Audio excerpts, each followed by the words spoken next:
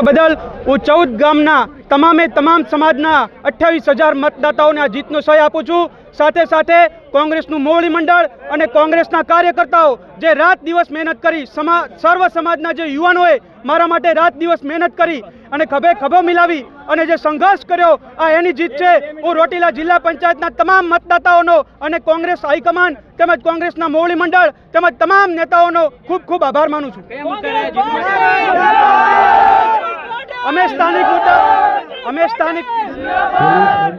અમે સ્થાનિક મુદ્દાઓ પર ચૂંટણી લડ્યા હતા।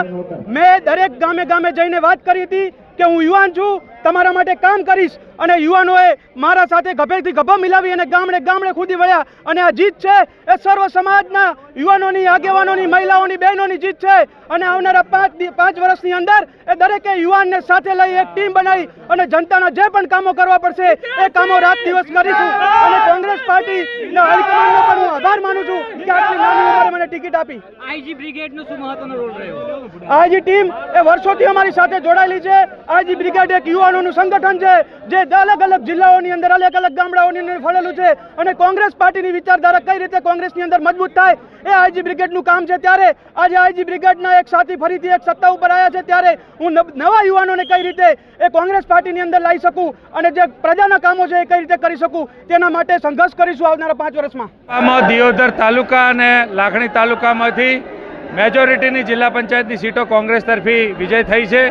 બંને જગ્યાએ તાલુકા પંચાયતમાં કોંગ્રેસનો પરચમ વિજય થયો છે।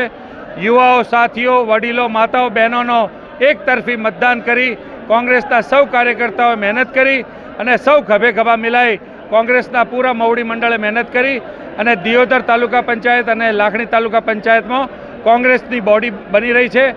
કોંગ્રેસના પ્રમુખ તરીકે ટૂંક સમયમાં શપથ ગ્રહણ થવા જઈ રહ્યા છે। જિલ્લા પંચાયત દિયોદરમાં 5માંથી 3 જિલ્લા પંચાયતો કોંગ્રેસ જીતી છે।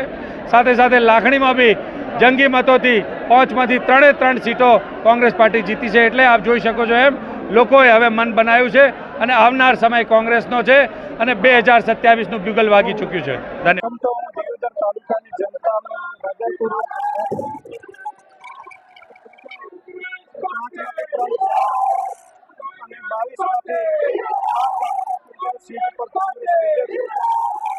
કોંગ્રેસનો ટીમ વર્ક, બધા જ આગેવાનો એક થઈ અને જે તાકાતથી લડે એનું પરિણામ મળ્યું છે।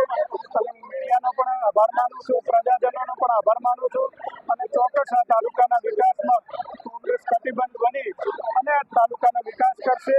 પ્રજાએ જે દિયોદર વિધાનસભામાં લાખણી અને દિયોદરમાં જે કોંગ્રેસ તરફી મતદાન કર્યું છે એટલે અમે સૌ બધા જ આગેવાનો આજે હૃદયપૂર્વક આભાર માનીએ છીએ। ચોક્કસ આની અસર દિયોદર વિધાનસભામાં પડશે અને કાર્યકર્તાઓમાં જે ઉત્સાહ છે જળવાઈ રહેશે અને એક નવો જોમ અને જુસ્સો કાર્યકર્તા અને આગેવાનોને મળ્યો છે। જે આમ તો સમગ્ર ગુજરાતમાં જિલ્લા પંચાયતની, તાલુકા પંચાયતની ચૂંટણીનો માહોલ ખૂબ સારો હતો અને હું તો પહેલેથી પણ એવું કહેતો હતો કે લગભગ દિયોદર તાલુકા પંચાયત અને લાખણી તાલુકા પંચાયત બંને તાલુકા પંચાયતો કોંગ્રેસી બનશે એવો મને લોકોમાંથી પૂરેપૂરો વિશ્વાસ હતો। આજે મતદાન પૂર્ણ કરી 26 તારીખે અને આજે મતગણતરી પૂર્ણ થઈ છે।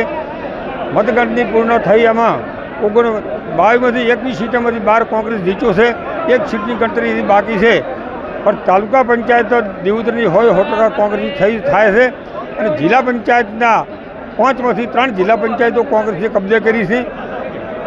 આ તબક્કે મતદાર ભાઈઓ તથા બહેનો દિયોદર મત વિસ્તારમાં લાખણી તાલુકા પંચાયતમાં કોંગ્રેસ 15 કરતાં વધારે સીટો લાખણીમાં પણ જીતી છે। તાલુકા પંચાયતની જિલ્લા પંચાયતની ગણતરી 3 જીતી છે ને હજી બાકી છે।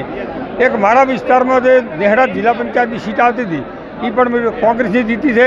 એટલે મારા દિયોદર વિધાનસભાના મત વિસ્તારમાં આવતી જિલ્લા પંચાયતો 8 થી 9 જિલ્લા પંચાયતો કોંગ્રેસની જીતે છે। એ બદલ લોકોનો અને મતદારોનો, ભાઈઓ અને બહેનોનો ખૂબ આભાર, ખૂબ અભિનંદન આપું છું અને જે મને સાથ અને સહકાર આપ્યો એ બદલ ખૂબ આભાર।